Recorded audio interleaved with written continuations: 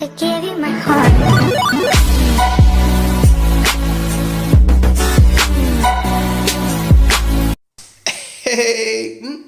क्या हाल है मेरे दोस्तों। आशा करता हूँ ठीक ही होंगे। मैं ऑगी गेम पोर्टल 2.0 के एक और वीडियो में आप सभी का स्वागत करता हूँ, जिसमें हम खेलेंगे अपने सर्वाइवल सील का अगला पार्ट। तो गेम स्टार्ट हो रहा है, तो भैया जैक को बुला लेते हैं। भैया कहाँ आप, आ जाइए। ओए आगी, ले मैं आ गया। क्या भाई, आज की सीरीज में हम क्या करने वाले हैं? भैया आज की सीरीज में हम अपने हथियारों में एन्चेंटमेंट डालेंगे और उन एन्चेंटेड हथियारों का यूज़ करेंगे। ये देखिए मेरे चेस्ट में कितनी सारी किताबें हैं। हमने जो वुडलैंड मेंशन से इतनी सारी बुक लाई थी वो काम आ गई। इस एन्चेंटमेंट टेबल की मदद से मैंने इतनी सारी बुक्स बना ली। अब हमारे पास जो डायमंड के हथियार हैं उनमें हम एन्चेंटमेंट लगाएंगे, जैसे कि हमारी डायमंड की तलवार और साथ ही साथ डायमंड का पिकैक्स। सभी टाइप के एन्चेंटमेंट्स के अलग अलग लेवल होते हैं और सभी के अलग अलग मैक्स लेवल होते हैं। तो पहले हम हथियार ले लेते हैं। ये देखिए डायमंड के तलवार की अटैकिंग पावर होती है केवल 7 की, पर अगर इसमें हम शार्पनेस ऐड कर ले तो इसकी पावर बढ़ जाएगी। शार्पनेस का लेवल 5 तक होता है। वैसे ही हम डायमंड के पिकैक्स में अलग अलग एन्चेंटमेंट लगा सकते हैं, जैसे कि सिल्क टच या फिर फॉर्च्यून 3। ये सब बहुत काम आती है भैया। वैसे ही हम अपने ट्राइडेंट में अलग अलग टाइप के एन्चेंटमेंट लगा सकते हैं, जैसे कि एम्पेलिंग 5 या फिर लॉयल्टी वाला भी।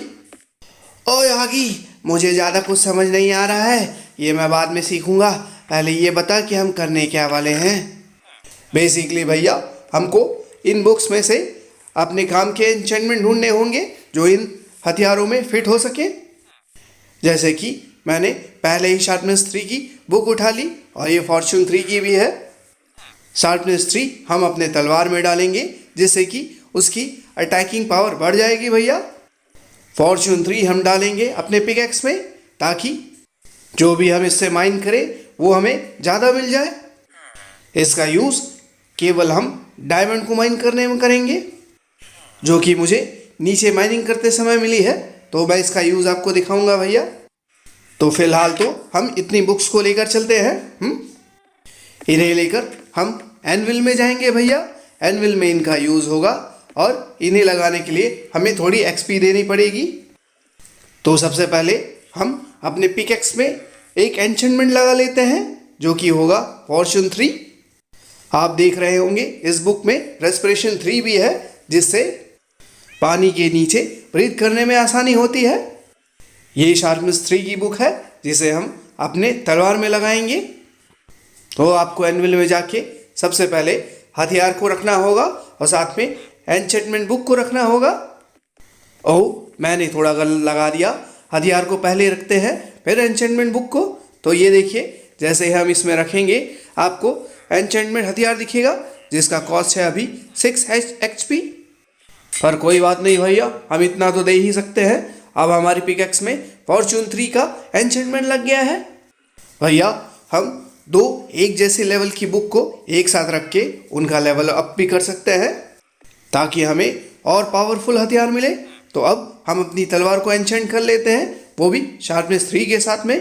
पहले इसकी पावर 7 थी, अब देखिए अटैक डैमेज इसका 10 हो चुका है, यानी 3 अटैक डैमेज बढ़ गया इसका।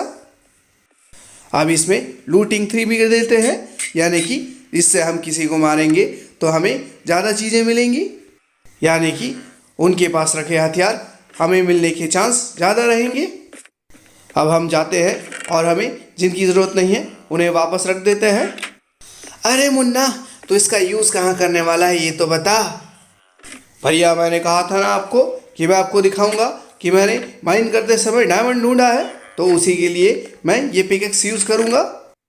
मुझे नीचे 8 ब्लॉक ऑफ डायमंड मिले हैं, जिनसे 8 ब्लॉक ही मिल सकते हैं, यानी कि हम उसे नॉर्मली माइन करें तो केवल 8 डायमंड ही मिलेंगे। लेकिन आपको मैं अंतर दिखाता हूँ भैया। अगर हमारे पिकैक्स में फॉर्च्यून 3 लगा हो तो वो 8 डायमंड कितने डायमंड में कन्वर्ट हो सकते हैं। तो ये देखिए, पहचान के लिए मैंने इतनी सारी टॉर्चेस लगा दी है। इसके पीछे साइड वाले माइन में हमको एक सीक्रेट गुफा मिली थी, जिसमें हमको एक स्पॉनर मिला था भैया।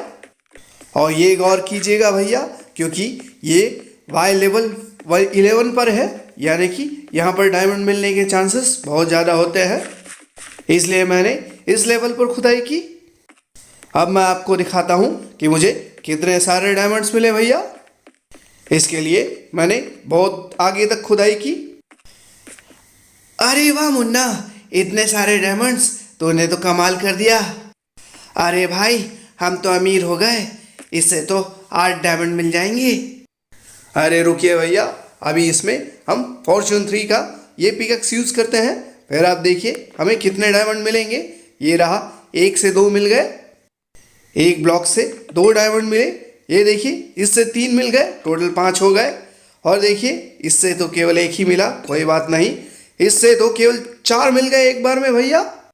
आपने देखा, 4 ब्लॉक से ही हमें 10 डायमंड मिल गए। ये था 1, और इसमें से अब 2 मिल गए। इनफैक्ट भैया 3 मिल गए। ओहो, ये है 5वां, आई मीन 7th, जिससे हमें 15 मिल गए। और ये आखिरी वाले से हमें 4 मिल गए, यानी कि 19 डायमंड मिल गए भैया 8 स्टैक से। अरे वाह मुन्ना, यानी कि 11 डायमंड, यानी कि दुगने से भी ज़्यादा। 8 ब्लॉक से हमें 19 डायमंड मिले हैं। बड़े कमाल की चीज़ है भाई ये तो। हाँ भैया, इसे केवल हम डायमंड को माइन करने में यूज़ करेंगे। फिलहाल तो पिछले पार्ट में हमें जो केव मिली थी, उसे इस बार एक्सप्लोर करेंगे भैया, कि वहाँ हमें क्या क्या मिलता है।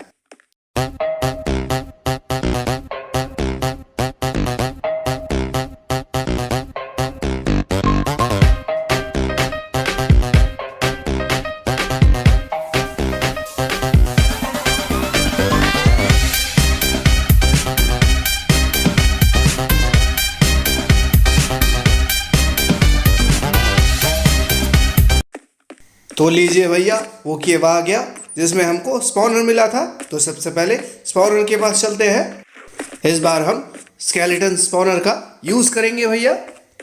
उसके लिए हमें चैम्बर बनाएंगे, जिसमें हम स्केलेटन स्पॉन होने वाले स्केलेटन को मारेंगे।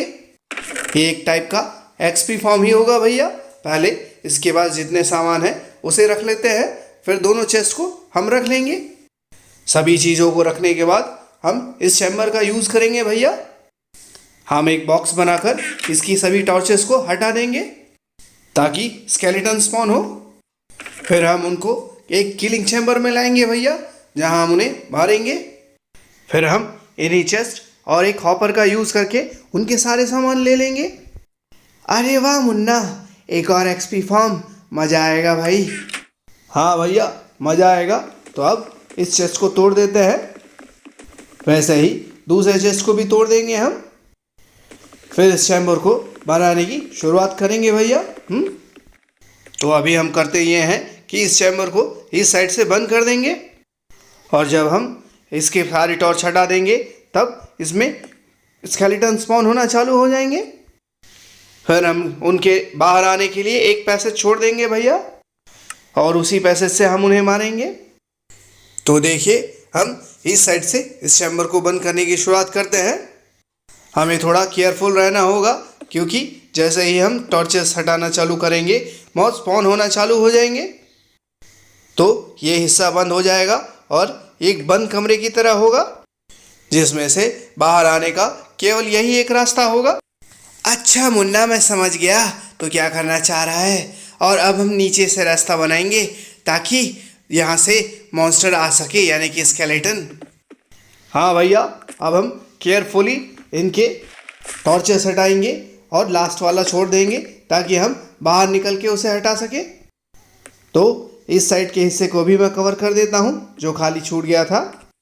बस फिर ये भी स्पॉनर काम में लग जाएगा भैया।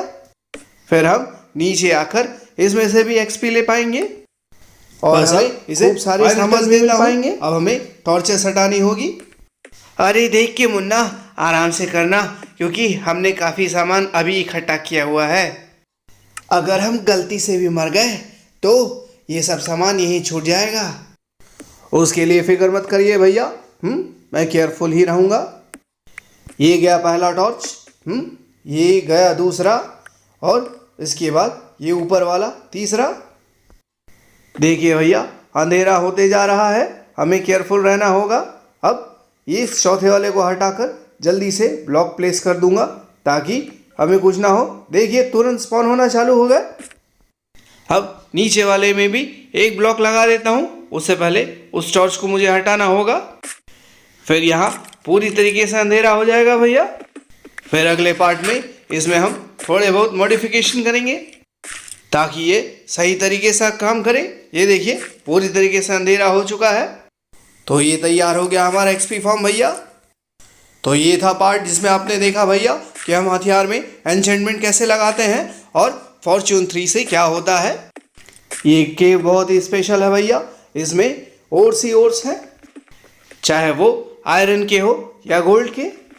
ये बहुत ही अच्छी केव है, मैं इसे पूरी तरीके से एक्सप्लोर कर चुका हूँ और हमें खूब सारे तरीके के ओर्स मिले हैं जिसे हम माइन कर सकते हैं। अगर हमें इसमें और डायमंड मिल जाए तो मज़ा ही आ जाए, पर इसे हम अगले पार्ट में करेंगे। तो ये था वीडियो भैया, होप ये लोगों को अच्छा लगा होगा। अच्छा लगा तो प्लीज़ लाइक कीजिएगा, शेयर कीजिएगा, कमेंट कीजिएगा और मेरे चैनल्स यानी गेम पोर्टल और गेम पोर्टल 2.0 दोनों को सब्सक्राइब करना ना भूलिएगा। Thank you. I gave you my heart.